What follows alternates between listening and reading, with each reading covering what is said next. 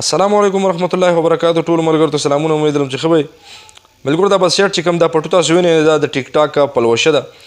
دې چې د کمې ورځې نه خپل مخ ښکاره کړی دی نه یاره خلکو پسې داسې پروپیګنډې او دا شروع کړي دي دومره کنځل او دا ورته کوي. تاسو د بونیر د شیخ هغه ویډیو وګورئ چې شیخ ورته څه وایي، کوم ورغومی شیخ چې دی دا تاسو وګورئ چې دی څه وایي ورته.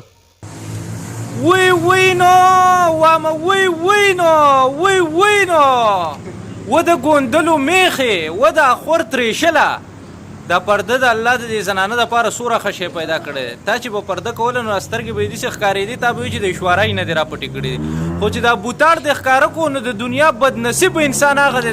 ملګرو دغه ویډیو به هم د شیخ تا کتلي د خپل پیج نه د دغه نه چې یاره دی راپاڅېدلی بیا پسې ویډیو کړی د بهرحال ښه کار یې کړی دی. خو زه به یو خبره به دې ویډیو کې وکړم چې یاره اوس یو انسان خپل خاون ورته څه نه وایي، خپل مور ورته څه نه وایي، خپل پلار ورته څه نه وایي، رونه ورته څه نه وایي، نو په هغه کس کې به څوک څه کار وساتي یاره چې مثال په توره. او بیا هغه ملګرو ته وایم چې یاره که یو کس څوک خوښوي نه نو پکار ده چې بس د هغه ویډیو ډایرکټ د مخې سره سکیپ کوو چې خبره باندې ځي بل څه ګوره.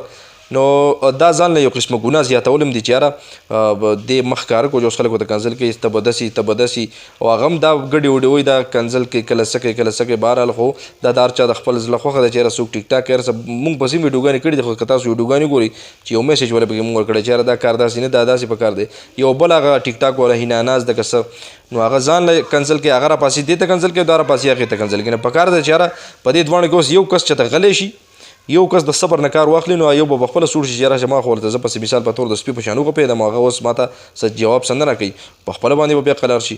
نو کومو ملګرو چې که دا ویډیو خوښه شي ملګرو مقصد د دې ویډیو دا دی چې یاره چاته کنځل مه کوئ، یعنې خپل ګناه مه زیاتوئ پخپله باندې.